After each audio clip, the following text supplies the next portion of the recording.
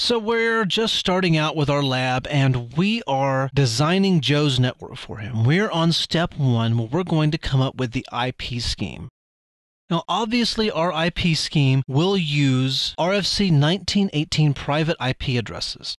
If you don't use those private IP addresses on your private network, then you really deserve to be smacked around a little bit, because you're only making your life more difficult when you finally do have to actually route traffic to IPs that live on those public IPs that you've stolen. So let's look at the requirements. Network 1 has to support 150 users.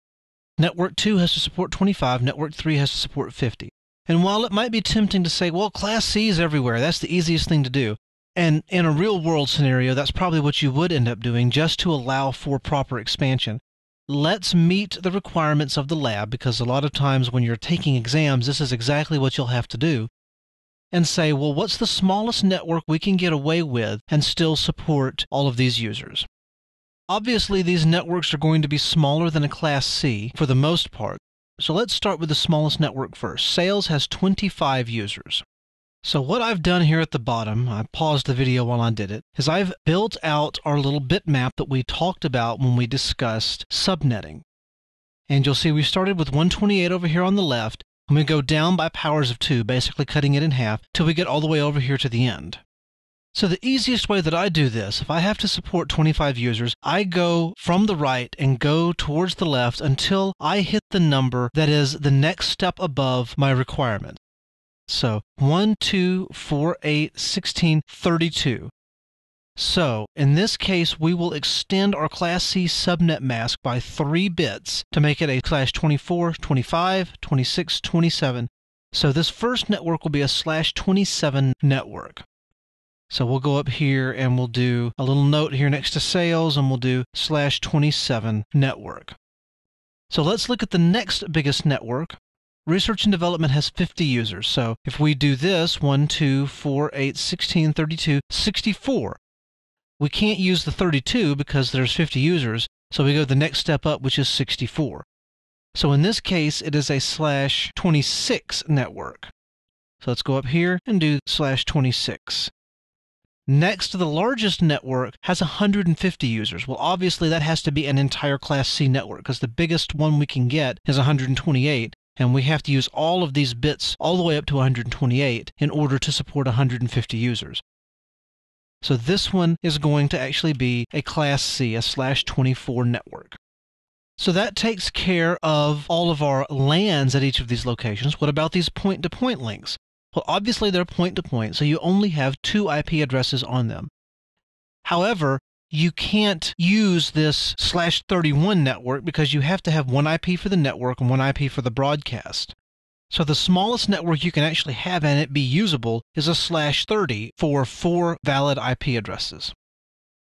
So we'll make another note down here along the bottom. P2P networks are /30 networks. So now that we have the subnet masks that we're going to use for each of these networks, let's come up with a comprehensive IP scheme. So we'll do HQ. Since it's an entire Class C, we'll do 192.168.10.0/24, which means that the subnet mask up here will be 255.255.255.0.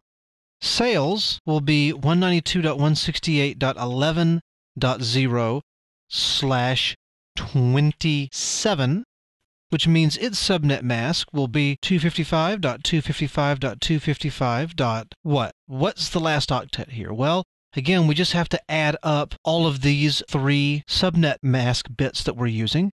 So 128 plus 64 is 192, and 192 plus 32 is 224. So that means the subnet mask up here will be 255, 255, 255, 224.